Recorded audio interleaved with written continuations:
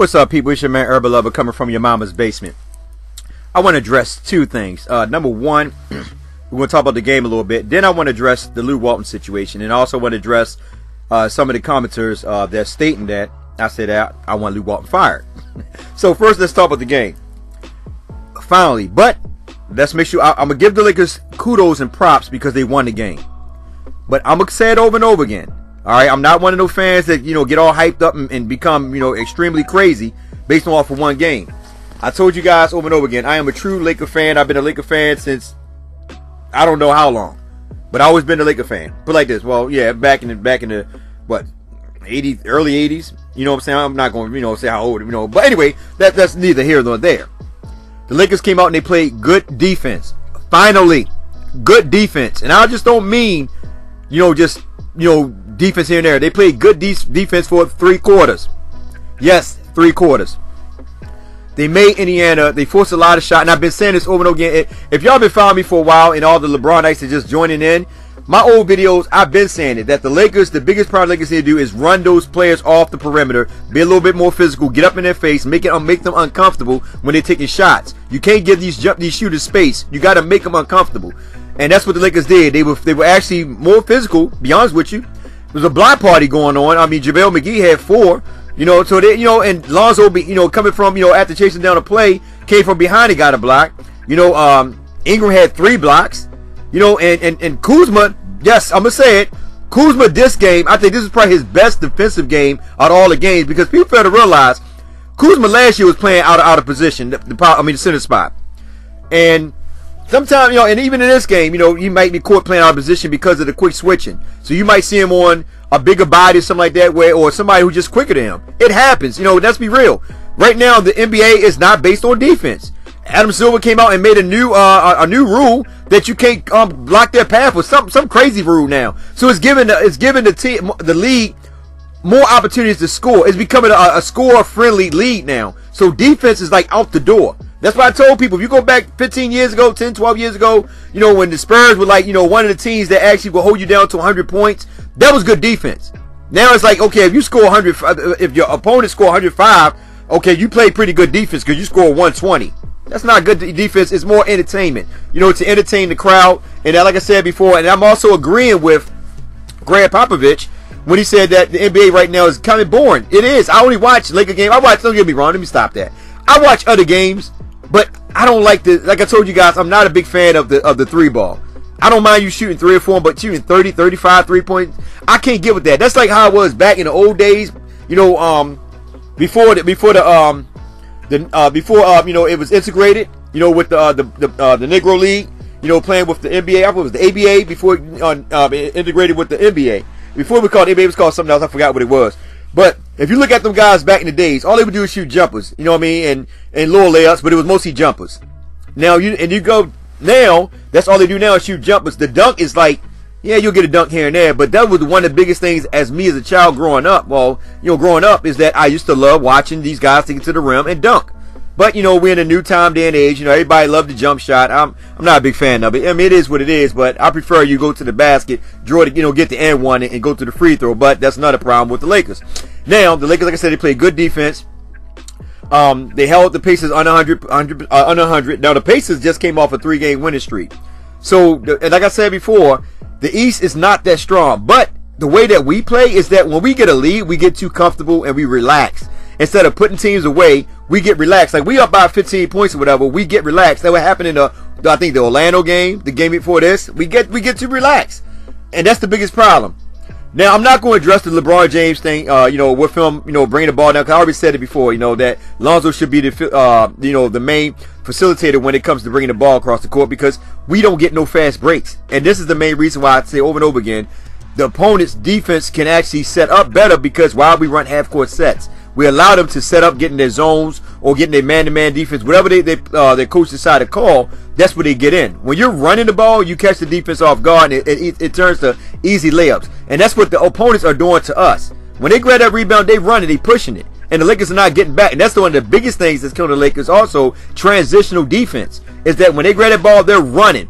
Where the Lakers, we're allowing teams to set up shop so they can actually stop us. Put 2 bodies on LeBron, force LeBron into taking, wild and ridiculous shots.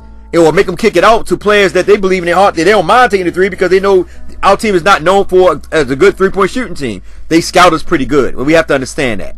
All right. And my thing also is that, like I said, I would love to see Lonzo Ball, control the offense. But until that day happens, it's not going to happen.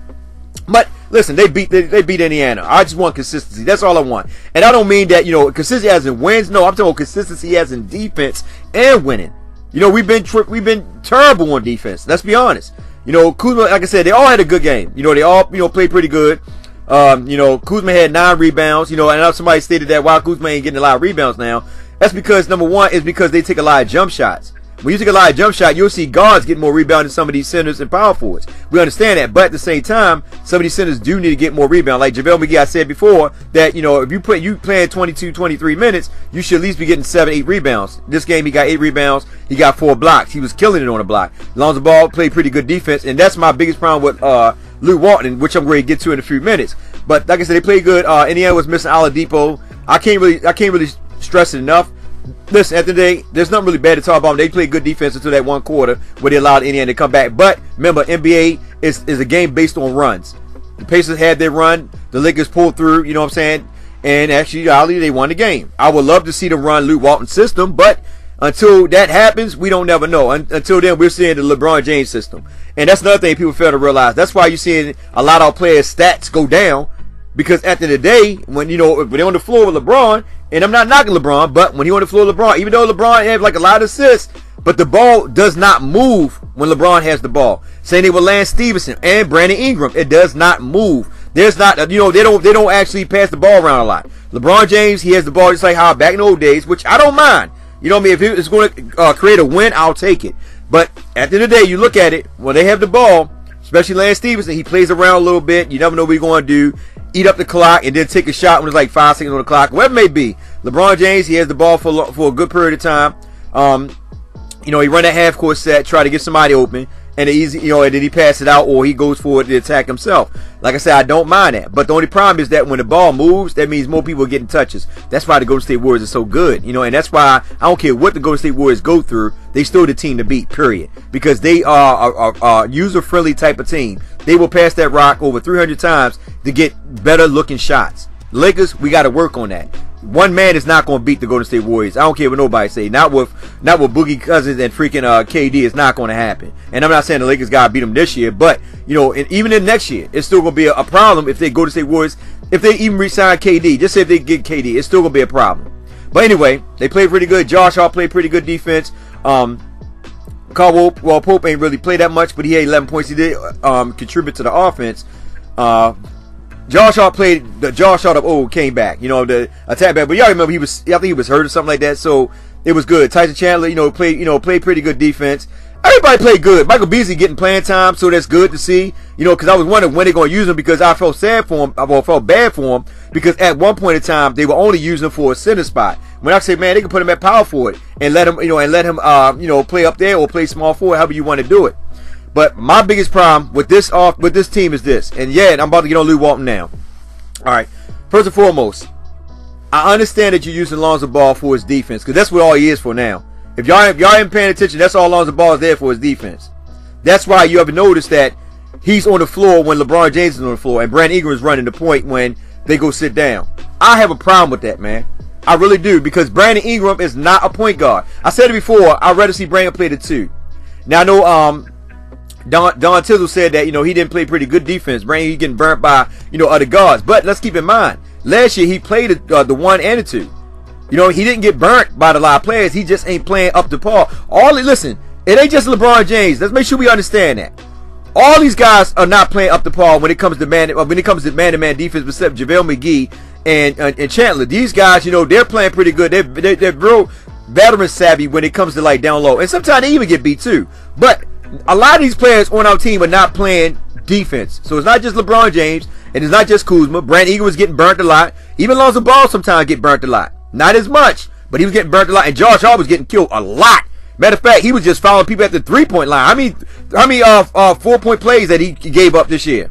You know what I mean? Or 3-point shots he gave up this year by fouling people on the perimeter. So, you know, it's not just LeBron James, it's the team as a whole just not playing pretty good defense. And then on top of that, when you got LeBron and Kuzma not playing playing no defense, it makes it harder for your center to play D, because now he helping out, and what happened, his man wide open for a layup or a dunk, and you just have mostly LeBron James standing at the perimeter, I mean not the perimeter, sorry, in the paint, just standing there, don't put no hands up and nothing like that, and just let him go and lay it up. So it is what it is. But I do not like Brandon Ingram running that ball. When LeBron James goes sit down, it should be Lonzo Ball running the ball, running the point. I mean, he should be the main facilitator when LeBron James sit down. There's no point in having Brandon Ingram. I said this and I'm going to say it over and over again. Brandon Ingram should not be running it. But, you know, it is what it is. He only had 1 turnover this game. Like I told y'all, LeBron James averaging like 4 turnovers a game. You know, just as much assists he had, just as many turnovers he had. Lonzo Ball had a bad game this game, as in turnovers, because he had 4. But I think that when LeBron James sit down, because we have to understand and realize LeBron James is going to do LeBron James. Luke Walton has no power over LeBron James, and we need to understand and recognize that. So let LeBron James do what he do, and we just have to ride the ship for the next 3 or 4 years.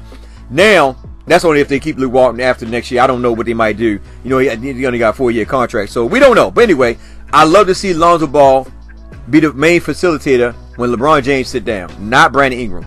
I think Lonzo Ball, when he got the ball, they push, they run. Now I like to see Brandon Ingram in the lineup with Lonzo Ball, like Lonzo Ball, KCP, Josh Hart, not gonna say KCP, Lonzo Ball, Josh Hart, Brandon Ingram, Kuzma, and probably Tyson Chandler or JaVale McGee. I really would prefer JaVale McGee with them, only because I think JaVale McGee can get up and down the floor quicker than Tyson Chandler can. So I would like to see that 5 run, because I'm telling y'all, if it's Lonzo Ball and Josh Hart, Brandon Ingram, Kuzma, and JaVale McGee, you'll get to see much more of a much more exciting game than what you're seeing when LeBron on the floor. And I'm not taking up from LeBron. I'm just saying that Lonzo Ball will push that ball and get these guys easy transitional points than them having to struggle and fight to get points. And that's the thing, you know, and that's my biggest thing now to the Luke Walton situation. Now, before people say that I want Luke Walton fired and all this and that, I never stated I want Luke Walton fired. I clearly stated that if Luke Walton does not coach well and the record does not look what it's supposed to be, he could be gone by the All-Star season. I did not say fire Luke Walton. I said we need to get. I said I'm getting tired of Luke Walton and his rotation, his time management, because why? It's been 3 years now, and he's still doing the same stupid stuff with the small ball, not doing matchups. You know what I mean? Not paying attention to the matchups, not doing no freak. I don't even know if he's scouting. I don't know what he's doing, but at the end of the day, he's not doing what he's supposed to do as a coach. Now, here's the thing. At the same time, I have to defend him because why? He has a superstar on his team, as in LeBron James, who LeBron James, he prefers a yes man. He don't want an X and O coach. You know what I'm saying? So you got to look at all the coaches that LeBron James had, and I said in my video 3 videos ago, with Eric Strasser, whatever his name is, from Miami Heat, when I said that, you know, LeBron wanted him out there, and Pat Riley backed up his coach, and because he backed up his coach, LeBron had to fit into that system. Magic Johnson and Pelinka are not backing up Luke Walton. Think about it. When they were struggling, and LeBron James came out and stated, you know, you ain't gonna like me when I'm frustrated when we losing, or something to that degree. What did Magic Johnson do? He didn't go and talk to LeBron. He went straight to Luke Walton and got on Luke Walton's tail. Then he won like 3 games in a row. So that's letting you know Luke Walton does not have nobody in his corner to support him.